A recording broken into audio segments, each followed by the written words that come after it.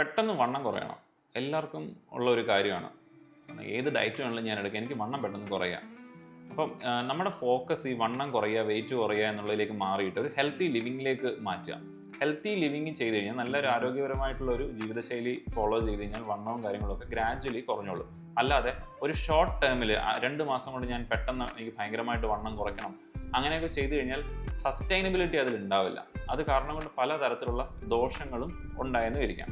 അതുകൊണ്ട് നിങ്ങളൊരു സമീകൃത ആഹാരം എടുത്ത് ഒരു ബാലൻസ്ഡ് ആയിട്ടുള്ളത് ജീവിക്കാൻ ശ്രമിക്കുക. നമ്മുടെ ലൈഫ് സ്റ്റൈലിൽ എന്തൊക്കെ പ്രോബ്ലംസ് ഉണ്ടോ ആ പ്രോബ്ലംസിനെയൊക്കെ ഒന്ന് റെക്ടിഫൈ ചെയ്ത് 1 by 1 ആയിട്ട്, ഞാൻ എപ്പോഴും പറയുന്ന കാര്യമുണ്ട്, ഫിസിക്കൽ മാത്രമല്ല, ശാരീരികം മാത്രമല്ല, മാനസികമായിട്ടുള്ളൊരു വെൽബീങ്ങും അത്യാവശ്യമാണ്. അതുകൊണ്ട് ക്രാഷ് ഡയറ്റിൻ്റെ ഒന്നും പുറകെ പോകാതെ സാധാരണ നോർമലി വീട്ടിലുണ്ടാക്കുന്ന നോർമൽ ഭക്ഷണം അതിലൊരു സമീകൃതമായിട്ടൊരു ബാലൻസ് കൊണ്ടുവരിക. പ്രോട്ടീൻ കണ്ടന്റ് കൂടുതൽ എടുക്കുക, ഫൈബർ കണ്ടന്റ് കൂടുതൽ എടുക്കുക, അന്നജവും കൊഴുപ്പും ഫ്രൈഡ് ഐറ്റംസും ജങ്ക് ഫുഡും പ്രോസസ്ഡ് ഫുഡും ഒക്കെ കുറച്ചൊന്ന് കുറയ്ക്കുക.